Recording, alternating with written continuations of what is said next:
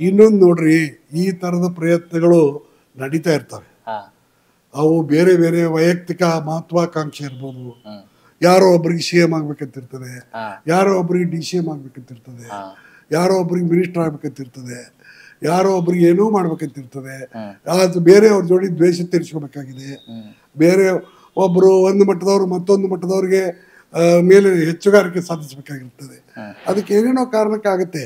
ಆದರೆ ಬಸವ ತತ್ವ ಪ್ರಚಾರ ಒಳ್ಳೆ ವಿಚಾರ. ಅವ್ರು ಯಾವುದೇ ಉದ್ದೇಶದಿಂದ ಮಾಡಲಿ, ಬಸವ ತತ್ವ ಪ್ರಚಾರ ಏನಿದೆ ಅದಕ್ಕೆ ನಮ್ಮ ಸಂಪೂರ್ಣ ಬೆಂಬಲ ಇಂದು ನಾಳೆ ಎಂದೆಂದಿಗೂ ಇರುತ್ತೆ.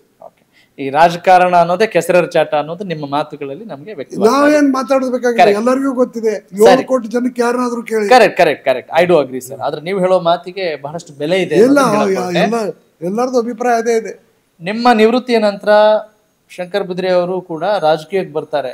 What inspired that shift from khaki to public leadership sir? ನಾನು ಗುಂಡೂರಾಯರ್ ಕಾಲದಿಂದನೂ ಎಲ್ಲಾ ಮುಖ್ಯಮಂತ್ರಿಗಳಿಗೆ ಬಹಳ ಕ್ಲೋಸ್ ಇದ್ದೆ.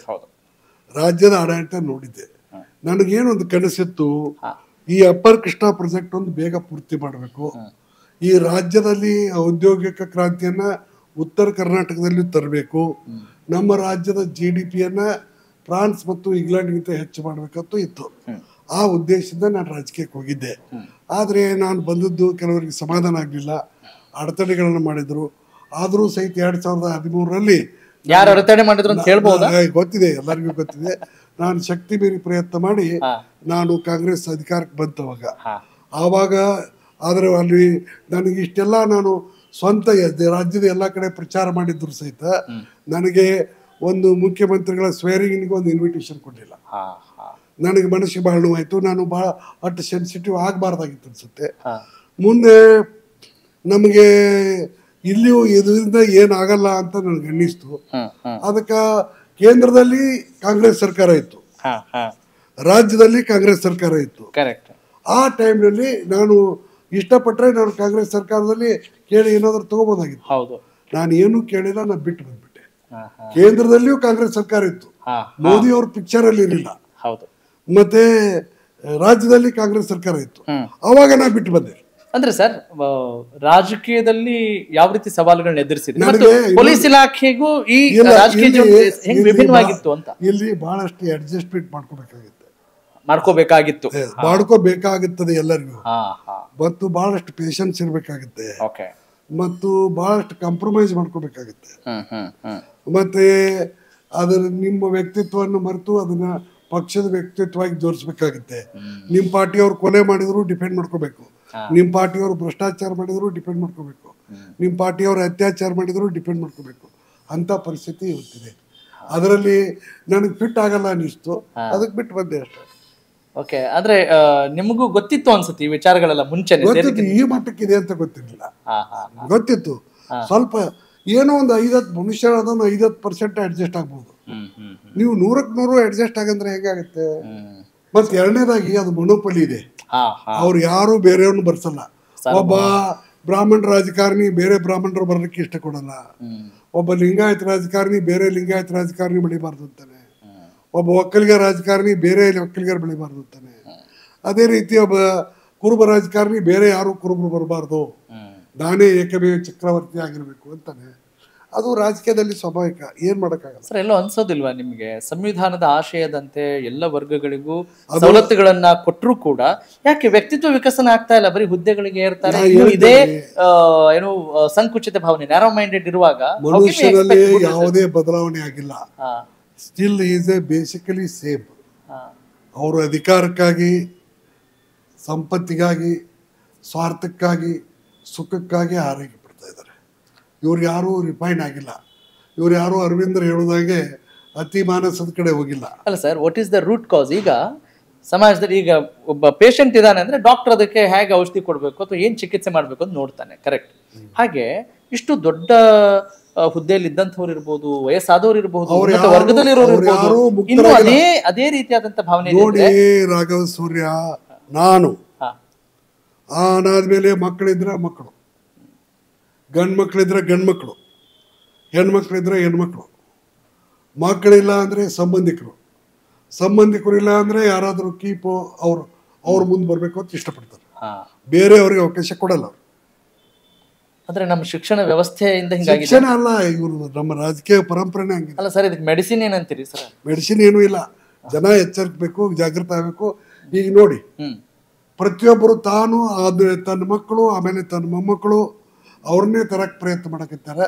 ಇದಕ್ಕೆ ಯಾವ ಪಾರ್ಟಿ ಯಾವ ಪಕ್ಷ ಯಾರು ಎಕ್ಸೆಪ್ಷನ್ ಇಲ್ಲ. ಕೆಲವೊಂದು 50% ಎಕ್ಸೆಪ್ಷನ್ ಇದಾವೆ ದೇಶ ತುಂಬ ನೋಡಿದರೆ, ವೆರಿ ರೇರ್ ಒಂದು 50% ಇದ್ದಾರೆ. ಎಲ್ಲರೂ ನೋಡ್ರಿ, ಒಬ್ಬ MLA ಗೆ ನೋಡ್ರಿ, ಒಬ್ಬ MP ಗೆ ನೋಡ್ರಿ, ಒಬ್ಬ ಮಿನಿಸ್ಟರ್ಗೆ ನೋಡಿ, ಒಬ್ಬ ಚೀಫ್ ಮಿನಿಸ್ಟರ್ಗೆ ನೋಡಿ. ನಾನು MLA ಆದರೆ ನನ್ನ ತಮ್ಮ MLC ಆಗಲಿ, ನಾನು MLA ಆದರೆ ನಾನು ಮಿನಿಸ್ಟರ್ ಆದರೆ ನನ್ನ ಮಗಳು MP ಆಗಲಿ, ನಾನು CM ಆದರೆ ನನ್ನ ಮಗನೂ CM ಆಗಲಿ. ಇದೇ ಎಲ್ಲ ಕಡೆ ಇದೆ. ಕುಟುಂಬ ಅದೇನು ಮಾಡೋಕ್ಕಾಗಲ್ಲ, ನ್ಯಾಚುರಲ್. ಯಾಕಂದ್ರೆ ಅಧಿಕಾರಿಗಳ ಮಕ್ಕಳು ಅಧಿಕಾರಿಗಳಾಗ್ತಾರೆ, ಡಾಕ್ಟರ್ ಮಕ್ಕಳು ಡಾಕ್ಟರ್ ಆಗ್ತಾರೆ, ವಕೀಲರ ಮಕ್ಕಳು ವಕೀಲರಾಗ್ತಾರೆ. ಹಂಗೆ ರಾಜಕಾರಣಿಗಳ ಮಕ್ಕಳು ರಾಜಕೀಯದವರಾದ್ರೆ ನಂದೇನು ಅಬ್ಜೆಕ್ಷನ್ ಇಲ್ಲ. ಅದು ಸಮಾಜ, ಅದು law of nature it self will take care of it. Sir, ಈಗ ನೀವು ಈ ಎಲ್ಲ ಅಸಮಾನತೆ, ಈ ಏನು ದೌರ್ಜನ್ಯ ಸುದ್ದಿಯ ಜೊತೆಗೆ ನಿಮಗೆ ಮನ ಕಲ್ಕುವಂತ ಯಾವ್ದಾದ್ರು ಘಟನೆಗಳು ನಡೀತಾ ಇದಾವೆ ಅಂತ ಸದ್ಯಕ್ಕೆ ಯಾವ್ದಾದ್ರು ಜ್ಞಾಪಿಸ್ಕೊಳ್ಬಹುದು? ಇಲ್ಲ, ನಾನೇನು ದಿನಾಲೂ ಬೇಕಾದಷ್ಟು ನಡೀತವೆ. ಈಗೇನಂದ್ರೆ ಇವೆಲ್ಲ ಸಾಮಾನ್ಯ ಆಗ್ಬಿಟ್ಟವ, ನಾವೇನು ಬೇಜಾರು ಮಾಡ್ಕೊಳಂಗಿಲ್ಲ. ಈಗ ಅತಿ ದೊಡ್ಡ ಹುದ್ದೆಯಲ್ಲಿದ್ದವರು ಅತಿ ಸಣ್ಣವರಾಗಿದ್ದಾರೆ.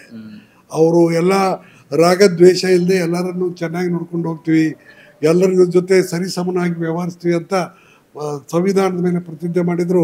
ಯಾರೂ ರಾಗದ್ವೇಷದಿಂದ ಮುಕ್ತವಾಗಿಲ್ಲ. ಇನ್ನೂ ಅವ್ರು ಸಣ್ಣ ಮನಸ್ಸಿನಲ್ಲೇ ಇದ್ದಾರೆ ಭಾಳಷ್ಟು ಜನ. ಏನು ಮಾಡೋಕ್ಕಾಗಲ್ಲ ಅದಕ್ಕೆ.